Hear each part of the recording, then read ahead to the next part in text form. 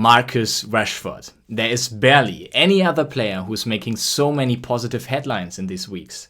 But what about his soccer card investment potential? Let's discuss.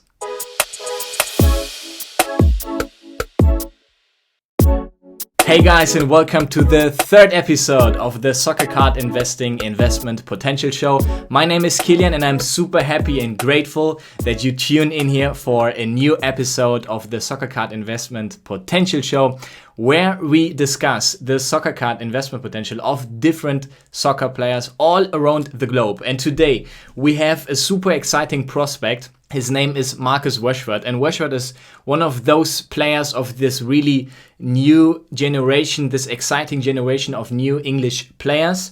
He's playing for Manchester United, and today we want to discuss his investment potential, and let's find out if Marcus Rashford is actually a good soccer player to invest in. By the way, I also thought about what I can bring to you to make this endeavor of being a soccer card investor even a bit more professional for you. And I came up with the idea of creating the Secret Investment Prospect Guide, which is a free guide that gives you two players that might be a bit overlooked right now in the market, but what I believe could be really hot investment tips for you. And you can download this free guide on the Soccer Card Investing website. Just go to soccercardinvesting.com/SIP and download the guide for free. So to start this off, let's talk about Marcus Rashford's long-term investment potential score, the long-term IPS. And I want to start this off exactly with talking about his skills.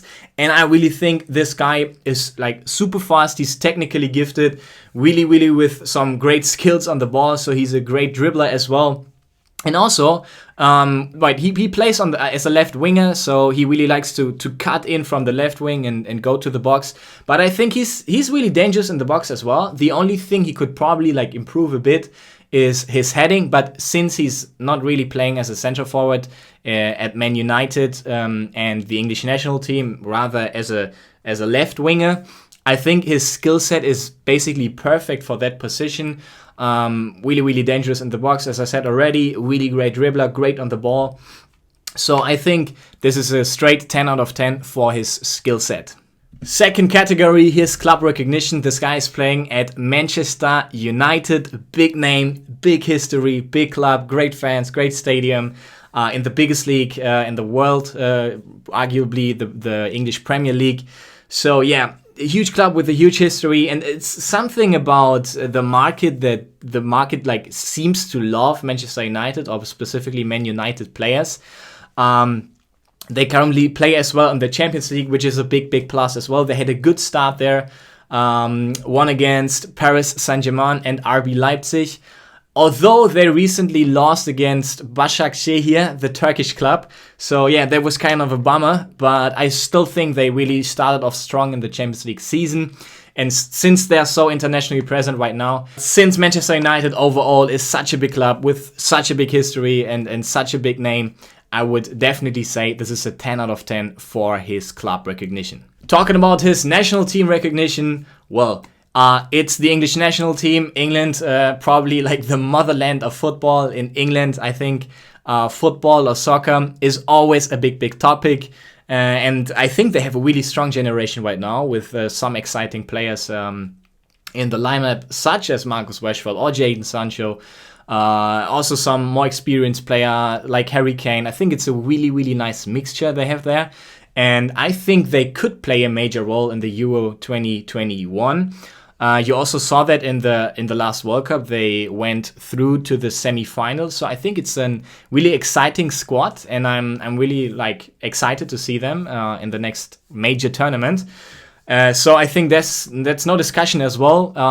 National team recognition, England, it's a straight 10 out of 10 for me. Next up, let's talk about his consistency and his injury history. Well, here I have to say, he has an overall consistent performance, but hasn't proven to be a world-class player yet over the course of several years, right? So In the season 16-17 and 17-18, for example, he only scored between 5 or 7 times in the Premier League. And I mean, yeah, obviously he was really, really young in those seasons, and it's normal for a young player to be kind of inconsistent there. But comparing that to, for example, Jadon Sancho, his teammate from the national team, and Sancho is also a winger, and you have to say that at the same age, Sancho just has better stats. So yeah, that's 1 point for his consistency, although he's overall a very consistent player. In this season and last season, I think he already had really strong performances. But another thing here is that he had a severe back problem earlier this year and basically was out for almost half a year. I really personally hope that doesn't repeat in his career. Would be nice for him to stay fit now for the next years. But yeah, overall, this is unfortunately just a 4 out of 10 for his consistency and his injury history. Next up, let's talk about his brand value and his value of the pitch. And I mean, this is really, really exciting and really great as well, because this guy is making the headlines right now in the media in these weeks with really positive projects, right? He just started the project Food Share, which is basically like a campaign to end child food poverty, which is obviously great. Even the UK government agreed to a new child food poverty plan as a result to this. So, wow, amazing work there, Marcus Rashord. I'm really proud of you as well. Like Jürgen Klopp said, right? I think there's some statement by Jürgen Klopp, the coach from Liverpool FC. He said something like, I don't know that guy personally, talking about Marcus Rashford, but I'm really, really proud of him as a father, kind of like that. So yeah, really great to see. I think Marcus Rashford seems to be really like a human being with a good heart, great personality, has no scandals at all, and is really like socially involved. So that's for me a straight 10 out of 10 here for his brand value and off the pitch. So in total, talking about his long-term IPS, this is a 44 out of 50 total score, which is pretty strong. Second stage here, let's talk about his short-term IPS, his short-term investment potential score. And we start this off by judging his club performance. And I think Marcus Rashford has been having a great season so far, especially in the Champions League, where he scored a hat-trick against Red Bull Leipzig. Oh, it's Rasenball Leipzig, excuse me. RB Leipzig. And also, it's supposed to be Rasenball Leipzig, right? I mean, we in Germany, we have our doubts about that, but let's say RB Leipzig for now. Well, he also scored against Paris. And with Man U, I mean, they have been having a great start in the Champions League, although they lost to Başakşehir here. But yeah, already collected 6 points there, so it's looking good for them to maybe go on in the knockout stage, in the knockout phase. But yeah, you have to say they're struggling a bit in the Premier League for now, only in the 14th place.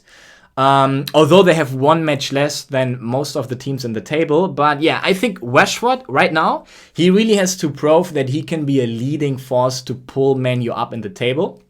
So let's see what the next weeks are looking like for him. But for now, I would judge him here a 9 out of 10 for his club performance.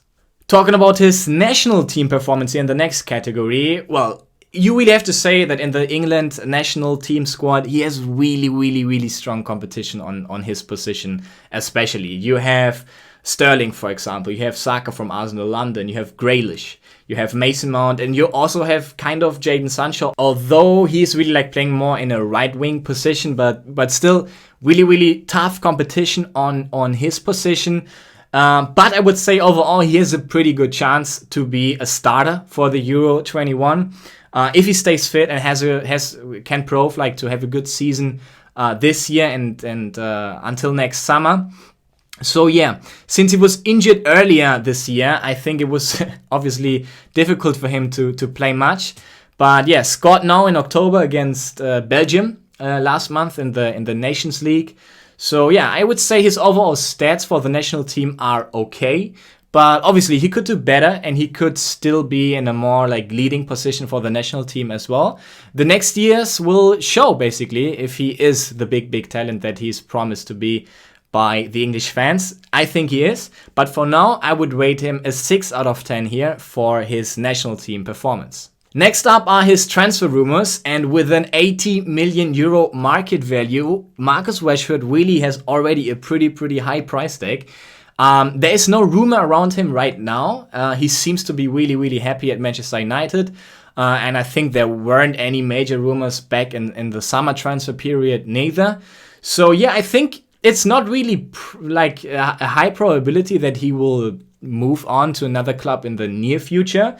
But one thing is clear, if he is moving one day, it is most likely gonna be a big transfer. So yeah, overall I would rate this for that specific reason a 4 out of 10, even though there are not really current transfer rumors on Marcus Rashford going on right now. Now let's look a bit on Marcus Rashford's cards, and specifically starting this off with his PSA Pop, so the supply side basically of his cards. And I took, for example, here the Marcus Rashford, his authentic like rookie card, which is arguably the 2016-17 Panini Select base version. And you can see there that there are only 74 graded cards in total, which is considerably a very low pop. And I think a great opportunity for investors if you believe in Marcus Rashford. So overall, I would give this a straight 10 out of 10 for his PSA Pop. Next up, let's talk a bit about the demand side, meaning his card value. You can see that the mentioned card, his 2016 Panini Select number 77, which is Marcus Rashford in the white England shirt, as a PSA 10, sold for around $450 at the end of October, which is probably when his hype like reached the peak, you could say. Because right now, the same card is selling just at $180. With overall prices going down right now, I mean, it's not a surprise, but that's a pretty high cut, I would say, a pretty high decrease. So honestly, I think that's super cheap. Like for a PSA 10 card, a rookie card, a PSA 10 rookie card of an English national team player with such a high potential, I think that for me seems like a kind of good deal. So probably a good chance for a nice ROI here in the future. So for me, his card value, that's a straight 10 out of 10 as well. So overall, we're looking here at a short-term IPS of 39, which gives us an overall total IPS, an overall total investment potential score of 83 out of 100, which is, for example, a bit lower than Erling Haaland, who we discussed in the last week, but still higher than, for example, Kai Havertz, who was the first to be featured here on the investment potential show. So yeah, which cards could you look out for now for Marcus Rashford if you are convinced that he's a good investment fit for you? I think his true rookie, like the 2016 Panini Select, is a really nice card. You're looking here basically at two different versions, right? So there's the number 77 marked card, which is Rashford in his white shirt. I took that, for example, for the example here with his PSA Pop in the card value category as well.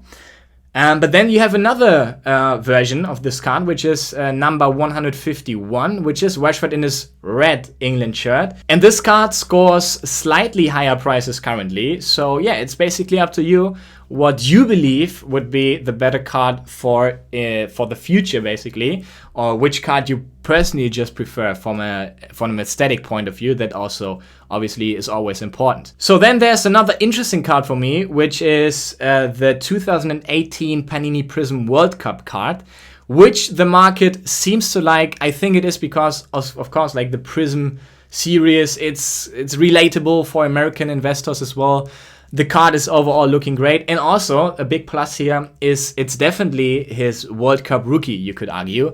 So yeah, for me that is also like an exciting card. But if you see the price difference between the Panini Prism card from 2018 and his rookie card from Panini Select 2016, the price difference isn't all like that much. So yeah, I would really think about his rookie card for example here. So yeah, what do you think? I think Marcus Rashford is a really exciting prospect. I'm really excited about the future of the England national team squad. Really exciting players there, and let's see how Marcus Rashford is going to develop in the near future. I hope he's staying injury free and playing a great season for Manchester United as well. And if you're further interested in learning about the investment potential of different players, I got two players for you that are probably a bit under the surface right now of the overall market situation. And I analyzed them and summed them up in the latest issue of the Secret Investment Prospect Guide. And I give you this guide for free on my website, soccercardinvesting.com. So to download the guide, just go to soccercardinvesting.com/SIP and you'll get the guide for free. It's been a pleasure, like always, to be here with you and talk about soccer cards and talk about the different investment potential of players. I really enjoyed this analysis and I hope to see you soon on another show here on the channel. Take care.